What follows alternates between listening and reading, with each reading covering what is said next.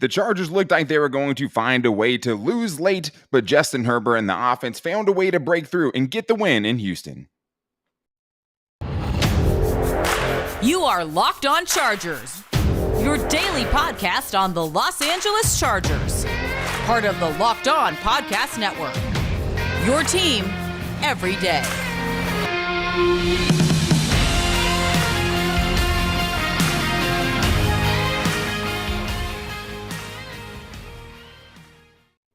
What is up, and welcome into the Locked On Chargers podcast. I'm your host, Daniel Wade, joined as always by my co-host, David Drogemeyer, whose birthday weekend did not get ruined, thankfully.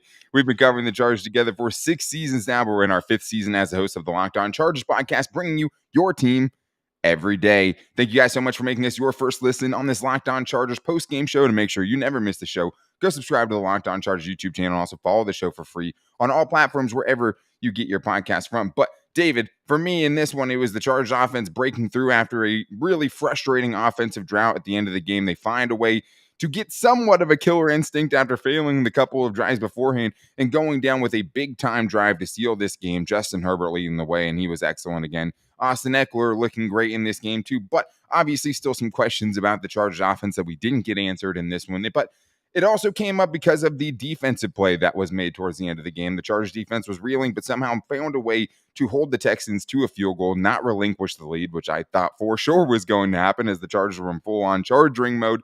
But they made the big play. They got the big sacks when they needed it, got the turnovers when they needed it, and got the win most especially, but still gave away some big plays you'd like to see back. And we're also going to do some game ball, some highlighted players that stood out to us in this game, like Chargers rookie left tackle Jamaree Salyer in the game that dude put together. But today's episode of Locked On Chargers is presented by Prize Picks. Prize Picks is daily fantasy made easy. Pick 2 to 5 players, and if they score more or less than their Prize Picks projection, you can earn up to 10 times your money on your entry. First-time users can receive a 100% instant deposit match up to $100 with the promo code Locked On. That's prizepicks.com. Promo code Locked On. All right, David. Well, I'm sure like most Charger fans, everyone was huddled on their couches waiting for the Chargers to find a way to lose this game. And there's a lot of negatives you can definitely take away from this game, but you do deserve credit from that last drive that the Chargers put together, right? 12 plays, 84 yards. They took up 6 minutes left in that fourth quarter and really left the Texans with only about 2.5 minutes to go, up by 10, right? That really sealed the game right there. And the Chargers also went for it on 4th down on that drive too when they needed it. While they were up by 3, they didn't punt and kind of, just try to rely on their defense. They made the plays down the stretch. So we'll get to the frustrations, but that was the plays of the game. Those were the plays of the game. That final drive by Justin Herbert and the Chargers offense is what eventually got this game for the Chargers in victory. Yeah, that's what they needed. They needed this type of performance to put the game away because at that moment in time, it felt like momentum was just hanging on by a thread, and the Chargers had to hold on to that, and they had to kind of go out there and take that victory. And what they did on this last drive is they got Austin Ekeler the ball a lot. 7 times he touched the ball on this drive. Also, Mike Williams came through with a couple of third down conversions on this drive as well. I mean, getting the ball into the playmakers' hands, very important reason why this final drive was so successful for the Chargers. Yeah, 100%. And they needed it, right? Because the first 4 drives of the second half, they didn't get any points at all. But Justin Herbert overall was incredible again, right? I mean, 27 to 39, a QBR of 90.5, which is unreal. Passer rating 113.2, no interceptions, averaged 8.7 yards per attempt. He was great, but it didn't feel like that. Ones. Yeah, 340 passing yards for sure. But that was huge right there. I mean, to have the lead cut to 3, to be really pushed up against the wall and to kind of pull that out of your bag right there when you needed it most, even though there were frustrations, you have to give credit for that because that was a huge clutch drive. And it's not easy. I mean, look at the scores all across the league in the NFL. You're not seeing many 10-point differences in these games. It's hard to win games. The Chargers don't get full credit. They're not still the team, we think should contend. But at the same time, you get credit for what you did, especially when you looked as good as you did in the first half. And that was the best offensive half that we've seen from the Chargers this season, David. They've only scored 24 points in a game. In any given game all season long, they put up 27 in the first half. And I mean, it was a lot of things, capitalizing off turnovers, right? They get a turnover by Nazir Adderley. They go 3 plays, 25 yards, and get an 18-yard touchdown to Gerald Everett. Austin Ekeler runs it in from 10 yards out a couple of drives later, gets the first rushing touchdown of the season. And then after a 50-yard catch and run, which was a good play call by Joe Lombardi, the play action got the linebackers up. They found Mike Williams on a crossing route. Let's see that more. He gets loose and goes for 50. The next play, you get the biggest Chargers run of the season, a 20-yard touchdown by Austin Ekeler. Like that, it was all working so smoothly. Like even before the half, they get a stop on 4th and 1. They go down, get more points to make it 27-7 at halftime. That was huge. It was nice to see the Chargers offense, especially without Keenan Allen, no Donald Parham either. You're missing Rashawn Slater, but they're still capable of putting together a half like that. Well, and that's what I was looking for. That was the type of response from the Chargers that I was expecting, I was hoping for after getting embarrassed by the Jacksonville Jaguars. I think we all came out of that Jacksonville game understanding that that's not who the Chargers are, and that's not what this team is capable of doing. And I think in the first half, they go out there and they score on 5 of their 6 possessions, whether that's touchdowns or field goals. They're getting points almost every single time they touch the football. So that's what you were looking for in the first half. You were just hoping that they were going to be able to keep that up, but that's what you wanted. They get the ball, they get turnovers, they make it hurt, they score touchdowns, they get up big. And I think you're feeling pretty darn good about yourself at that moment in time, up 27-7. I mean, it was a great first half performance by the Chargers. Yeah, and as good as the first half started, the second half was that bad, right? I mean, it was really good, and it was nice to see them moving the ball efficiently against, what had been not, the worst defense in the league. It wasn't like the Texans were giving up all these crazy point totals, but to get, that performance was nice. The second half, not as much, and it was just drive after drive after drive where the Chargers just could not put the nails in the coffin, right? They get the ball right after halftime. It's totally derailed. The most frustrating one for me was a screenplay in which Matt Filer could not connect to a Texans player with Austin Ekeler following his blockers perfectly. Ends up being a 2-yard gain. Probably should have been like a 20-yard gain. And then Gerald Everett on that third down just blatantly drops, a non-contested catch just on third down. A horrible drop. Yeah, just a horrible bad drop. One. I mean, it was right in his chest. It was not a bad throw. It was, he was ready for it for the most part. Just dropped it. And those are the kind of plays that you're not going to be able to get away with from other, against other teams. And second drive, you go 3 and out. And you're letting them slowly but surely get back in the game. Third drive, you go 2 first downs, and you punt. And then when you do that, it makes that DeAndre Carter fumble on their 4th offensive drive. Maybe it's not a drive, but it makes it that much worse because it's like you sat there, and you always have to be ready for something like this to happen. So all of a sudden, DeAndre Carter fumbles, and now you're giving them a chance after being down 20 points to start the second half to go ahead with the touchdown. You're giving them the ball at the 16-yard line. The futility in halftime, after halftime on the offensive side was beyond frustrating. It just was incomprehensible. I didn't understand why they had so much success and the offense was humming and everything was feeling great to going to just absolutely hitting a wall and doing nothing. And then it gets capped off by that DeAndre Carter fumble. And then that just eerie, scary feeling started to creep up the back of your neck, especially for me when I was in the stands surrounded by other Texans fans. Now, there was plenty of Charger fans in the stadium. I can tell you that right now. Sure. They were all over the place, but they were starting to get confident. Well, for context, you went last year and it was they got blown out basically in that COVID bowl last year. So you're on the brink of 2 straight losses back-to-back years where you're going to the game at Texan Stadium. Yes, and I could not possibly imagine watching that happen again. But at that moment in time, when that fumble hit, I said, oh no, here we go. The Chargers are about to let this just fantastic football game just slip right through their fingers. Yeah, and the whole thing with Brandon said before the season, hey, we're trying to rewrite the narrative. We want chargering to not be a thing anymore, but it's hard to not correlate that, David, with the seemingly forced, Sony Michel usage in that second half, because he had 6 carries for 11 yards in that second half. It just came out of nowhere. Joshua Kelly was looking really good, averaging more than 5 yards per carry at that point. Austin Ekeler is averaging about 5 yards per carry at that point and has scored the first 2 touchdowns of his season. Yet it did, like the first 3 drives, they were just force feeding Sony Michel. It made no sense to me. And that was just one of the places where, okay, you see this offensive drought, and that's kind of part of it. Yes, play calling, right drops, the lack of execution, all of those things are wrapped up in it.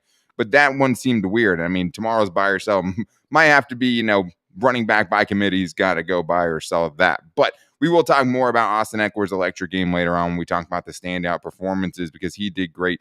then the Chargers defense gave up some big plays, but deserve some credit for their big stand at the end of the game, forcing that field goal by the Texans and never quite relinquishing the lead. So we're going to get into that, but hopefully you guys had Austin Ekeler in your prize picks, because if you did this week and you had more than on Austin Ekeler, if you had more than on Justin Herbert, you guys cashed in at Prize Picks. And I love Prize Picks. It's my favorite daily fantasy site, because in Prize Picks, it's you versus the projections. They will tell you, hey, these are the numbers we're putting out there. Is this player going to go more than or less than that number? And you get to go up against Prize Picks directly and win or lose that way. And I love that. Last week, it was more than 270.5 passing yards for Justin Herbert. Check.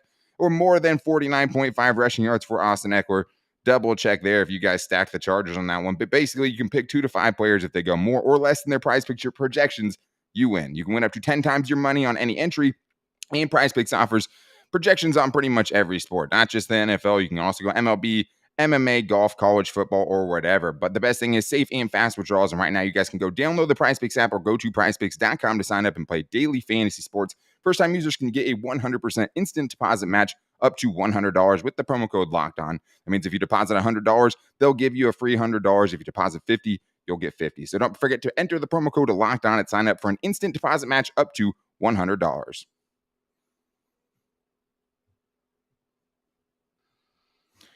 All right, David, but the Chargers defense, there's a lot here. I mean, it seemed like in the first half, they made just enough plays to kind of keep the Texans out of it. I mean, they had a lot of really, really good turnovers, and they had sacks and big moments and things like that.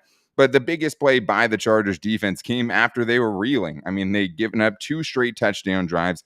They had let the Texans offense back in it, and, combination with the Chargers offense struggling, because that's how it always seems to go for the Chargers. Yeah. Like sometimes everything's firing on all cylinders and the offense and defense are going, but when they both go out at the same time too. And it's like, not only get disconnected. Yeah, totally. I mean, and there's no real, there is like a feeling of momentum and things like that, but it's like, it shouldn't be affecting each other at the same time. It always does. And it's just like a combination. It's okay. Not only can we not score offensively, we can't get any stops defensively. You give up 14 points, you make it a 6-point game, right? And with way too much time left in the fourth quarter, over 10 minutes left in the fourth quarter, and all of a sudden a 20-point lead is down to 6 points. And then DeAndre Carter fumbles the kickoff. And it's like, oh, this is it. Like, this is the end of the game right here. They're going to get a touchdown. That's just how you feel as Charger fans. And the Chargers defense stepped up, David, and it was led by Jamaree Salyer, who on 2nd down and 7 in the red zone comes up with a huge sack and forced fumble. But don't get me started about the actual forced fumble itself. I mean, how many Chargers have to get a hand on a ball before they can recover? I still don't think that they've recovered a fumble defensively so far this season. It's insane. I mean, but that was huge. I mean, to not relinquish the lead right there, it felt like if the Chargers gave up the lead right there, they were never going to get it back. And they hold them to 3. And then they never actually, I mean, that was the closest the Texans were to winning that game. After that, the entire game changed. Exactly. And so credit where credit is due. I have crucified Jamaree Salyer on many occasions, rightfully so, because, he has played very below par so far throughout this season. But on this play, on this day, in this game, he made a phenomenal play. He smoked Davis Mills, and he got the fumble. They just couldn't pick it up. But that play right there held them essentially to a field goal. Yeah. And then the Chargers were able to come back, put together a beautiful, dominant drive to put the score up to 10 points, which conceivably put the game away. Yeah, 100%. I mean, that if they give up a touchdown, who knows what happens. But on that play, it makes it a 3rd and 16, right? Yeah. They can't convert. They don't even complete a pass on that next play. So you make them take that field goal. You send it back -8 yards on that drive to potentially go ahead. And that was the frustrating thing, right? The Texans weren't a good fourth quarter offense. They hadn't scored a fourth quarter point up until they played the Chargers in week 4. So not as if it was a huge opponent, but just with the game, the way it was going, the way they were reeling, to come up with that stop specifically, for that guy to come up with that stop, it deserves a ton of credit. It made a huge play. And then the Chargers came back at the end of the game, right, and got pressure and never let the Texans come back in, even though the game was essentially over at that point. They still stood up strong. And that's kind of the thing with this defense, David, is it's flawed, but you need them to make enough plays. So in this game, right, it's the Khalil Mack sack on 4th and 1 to get the Chargers some more points and take points off the board for the Texans. It's Nasir Adderley getting the interception in the first half It's Bryce Callahan getting the interception in the second half to seal the game, but also getting the pressure. 4 sacks for 31 yards lost in this game. We needed to see the Chargers step up and find pressure without Joey Bosa, which they didn't at all in the second half against the Jacksonville Jaguars. The reason they won this game was because of the pressure, because of the turnovers they forced on the Houston Texans on Sunday.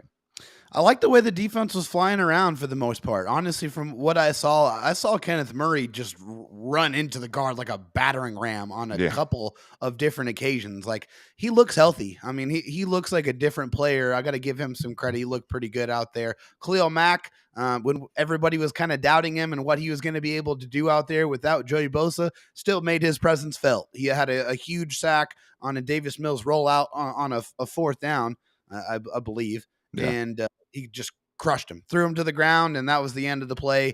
I mean, he's just going to show you that Khalil Mack is still a phenomenal football player, and the Chargers are very fortunate to have him. Derwin James also flying around.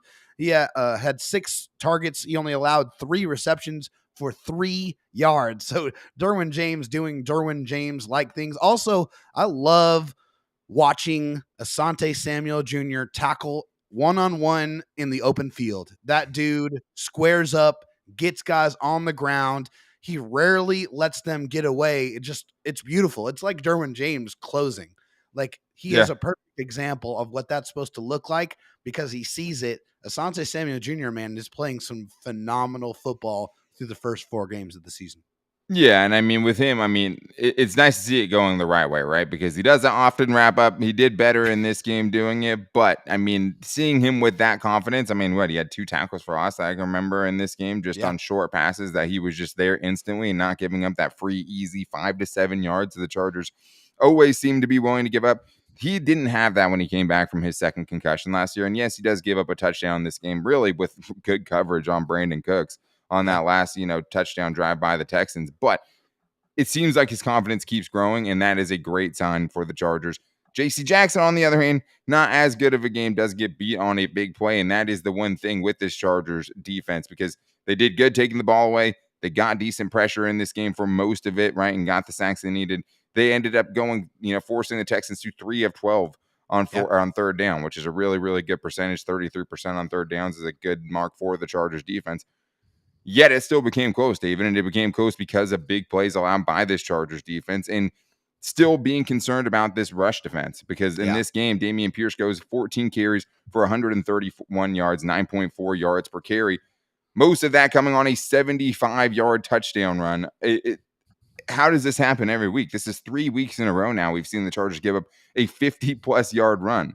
2 or 3 weeks ago, it was Clyde Edwards-Helaire, 50-yard run against the Chiefs. Last week, a 50-yard touchdown by James Robinson on 4th and 1. And then this week, you get the 75-yard rushing touchdown by Dameon Pierce. You combine that with the 58-yard play given up to Nico Collins that ends up leading to a touchdown drive. It's like, if they could just nuke those big plays, like, they might actually be able to be a really good defense. Because right now, there's a lot of good players out there, but they're not the complete unit that they could be. No, they're not. And I think you have to be happy with the turnovers that they got in this game. You got to be happy with the pressure and the sacks that they got in this game.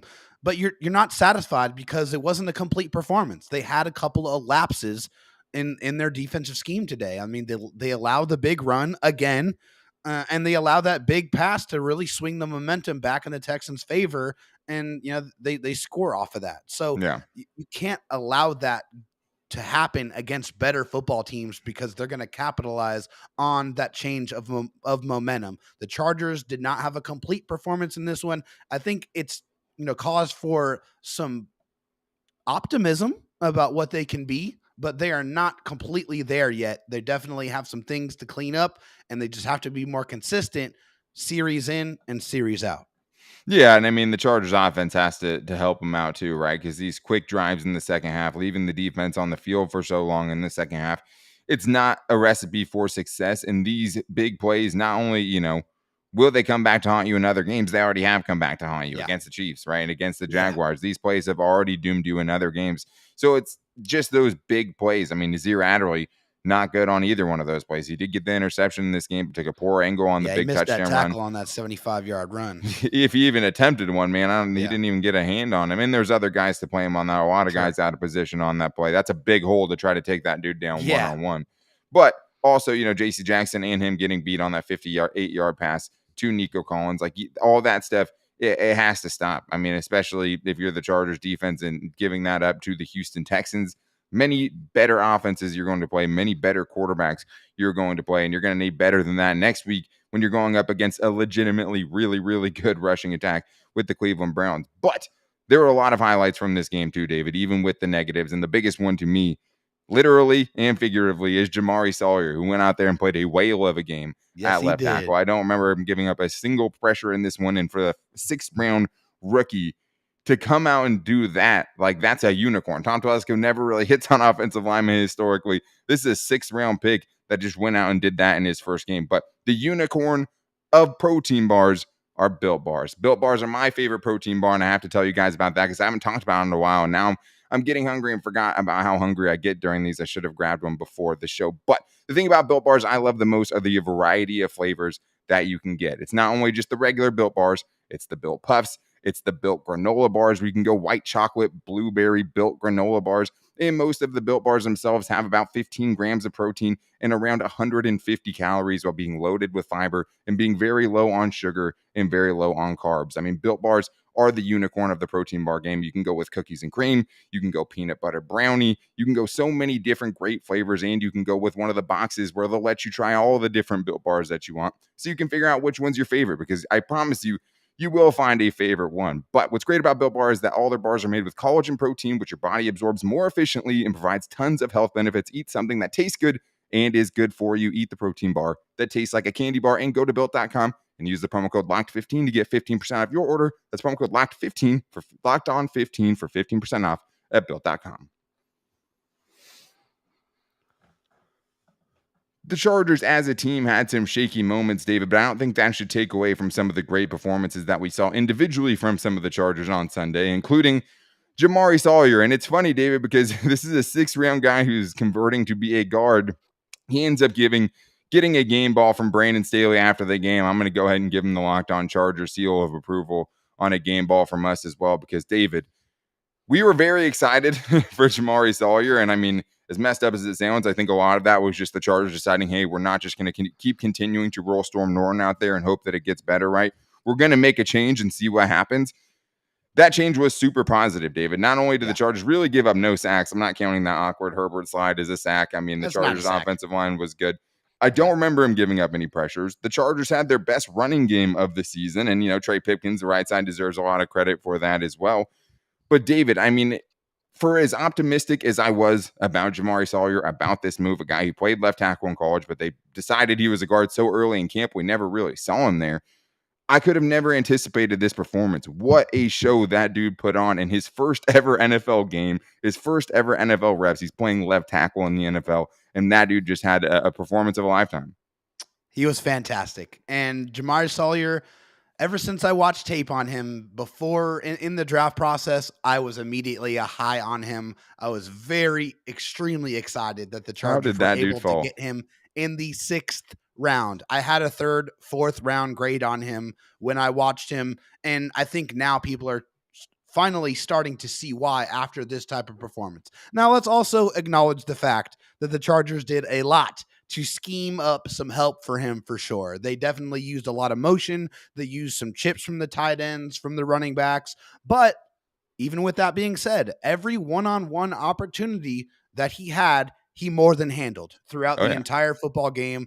Even after watching it live, I went back and watched it again, and I was watching him specifically. Jamaree Salyer played one heck of a football game, and I think the Chargers have to be beaming with pride after being able to get him in the 2022 draft. And I don't think anybody could have anticipated how incredibly important that pick would be until right now. Yeah, and I think it just gives you a glimpse at a bright future for this Chargers offensive line, right? Because you have Rashawn Slater is going to be coming back next year, which is great. Now, I mean, it looks like next year this dude's going to be taking over probably at left guard. As much as Matt Filer was great last year, but struggled this year for sure.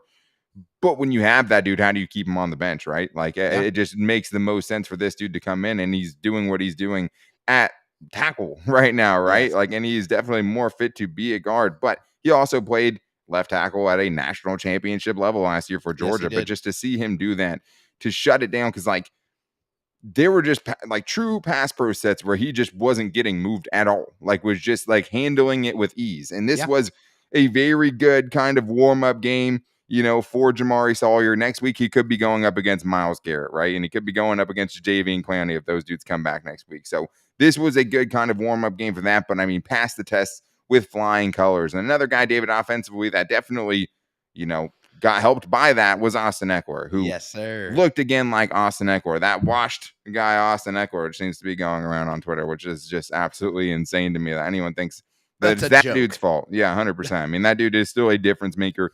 Gets in from 10 yards out, 20 yards out on the ground in this one. Also comes up with 2 huge plays on that final drive. Pretty much the same play, right? A hard play action, roll out to the right, find Austin Ekeler, let him do the rest.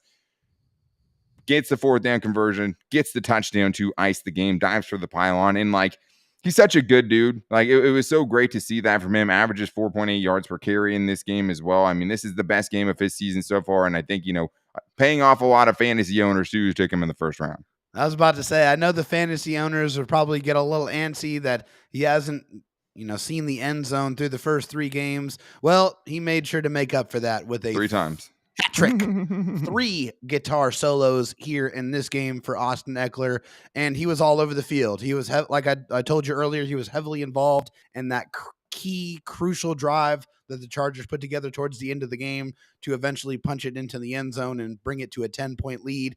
And he just was all over the place. 109 all-purpose yards. That's just the type of signature Austin Ekeler type of performance that you are waiting for, and we finally got. Great to see for Austin Ekeler and for the Chargers offense going forward. Yeah, and I mean, the Chargers rushing attack as a whole, I mean, if you look at the box score, you're going to see 27 for 81, 3 yards per carry, but that doesn't really tell the whole story. I mean, if you take away Justin Herbert's kneel downs, which somehow he lost, 10 plus yards on that, you end up with around 4 yards per carry for the running backs on this team rushing, and that is including, Sony Michel's 6'4", 11 yards. So Josh Kelly looked really good in this one, even though you see a 3.8 yards per carry. He looked really good. Shout out to Michael Bandy, too, making a couple big catches in his season debut. Absolutely. Shout out to Michael Bandy, who came in and looked like he should be on the team all the time. I mean, especially in the absence of Keenan Allen. I don't know how you don't have that dude out there. I mean, he was getting open. Both times he caught the ball, he seemed like he was wide open. Made a nice toe tap catch, too. But Chargers running game as a whole, I think there are some positives. It was a terrible Texans run defense, but it just sucks because you feel like it could have been a way better game had they stuck with Josh Kelly, had they stuck with Austin Ekeler, at least to start that second half, and could have gotten some drives going. I think you would have seen much bigger numbers from that group. But I think positive as a whole, see some Isaiah Spiller, please. Like enough of Sony Michel for me. I mean, I'm ready to see someone with some more upside, and we'll talk about that more on tomorrow's Buy or Sell. But there are a couple of defensive guys I think deserve a shout out too. Well, Mike Will too, man. Real quick before we go to the defense, we got to talk about Mike Will. 7 catches, 120 yards, plus that 50-yard completion that set up that touchdown by Austin Ekeler. I mean, he was all over the place. You needed a big performance out of Mike Williams in this one. The Chargers got it, so that was really nice to see. And those big conversions you talked about on that final drive too. He was the go-to guy, and I guess I just have to bold predict him every week. The 2 times I've used him as my bold prediction, he's gone for over 100 yards. I mean, and so I'm pretty close again this week after that big Kansas City game. But yeah, they needed him to come through, and he did. A couple of individual defensive performances, though, I think that deserve a shout out on this one. Khalil Mack, looking like Khalil Mack, vintage performance by him. 2 QB hits, gets the sack on 4th and 1, where he just never falls for the trick. True veteran, gets the sack on Davis Mills. And Sebastian Joseph Day, who I thought really heated up towards the end of this game. He gets 2 total tackles for loss, 2 quarterback hits, gets his first sack of the season, and on that very last drive was getting the pressure that ended up sealing the game for the Chargers defensively. So there's more guys too, but I thought those 2 in particular in a game where the front wasn't always great, those guys I thought had standout performances. Yes, it was really nice to see Khalil Mack do those things. Like I said, without his running mate Joey Bosa out there, still showing everybody that he has plenty of gas in the tank and that he's going to be a key contributor on that defense for the entire season. So definitely love that. It's going to be important. The Chargers are going to definitely need him going down the stretch. They need guys like to step up. We'll have to go back and look at Chris Rubb and Kyle Van Nolen, kind of see how they filled in for the loss of Joey Bosa, but they got the pressure in this game. 4 sacks is a number you'll take pretty much any game. So I was happy for it outside of a couple of drives where it seemed like they lost it a little bit. It was good enough for me, but also, hey, How about that dude number 10, right? Justin Herbert with fractured rib cartilage going out there and looking like an MVP. I mean, that dude was 342 just, touchdowns. Absolutely. Got to give credit to Herbie. for giving out, standout performances. That dude, it just shows you like, hey, even with this, even while he's playing through this, another game he gets through without a setback that we know about, he can still play to the level where he's not only, healthy enough to make big plays, but healthy enough to carry this team through stretches. And he did it in the first half of this game and definitely did it on that final drive where he made the big throws down the stretch to go get the Chargers a win. And he deserves a ton of credit for that. And the Chargers all of a sudden find themselves back at 500, right? They get what felt really like a must-needed win against the Houston Texans to get to 2-2. You have a Browns team that just lost, right, to the Falcons next week, and then you get a Denver team that just lost to the 0-3 Raiders. So the Chargers will have a shot in these next upcoming games. And it's nice to see their quarterback looking like an MVP and the defense making enough plays to go out there and win a game, and they'll all have to be better. The Chargers want to really get this season back on track and make a push for the playoffs. But we're going to get more into that tomorrow in our buy or sell segment on where the Chargers go next. And also, is it time to worry about J.C. Jackson? Is it time to kill the running back by committee? All things we're going to be getting into. But to make sure you don't miss it, go subscribe to the Locked On Chargers YouTube channel and also follow the show for free on all platforms wherever you get your podcast from. Me and David also share the show from all of our social media every day. You can find me on Twitter at DanTalkSports, and David Drogemeyer's DMs are always open at DroTalkSD. You can always hit him up there or find the show's Twitter at Locked On LAC. We also have a Locked On Chargers Facebook page and are at Locked On Chargers on Instagram as well. If you guys want to call in and give us any questions you have after this one, you can call into 323-524-7924 to try to get your Chargers voicemail on the show. We'll be getting into some of those on Wednesday, but that's going to do it for us today. A win is a win. Evolve on the fly and hope you can come back better next week. But we'll be back better tomorrow when we see you guys then. But until then, take it easy and go Bolts.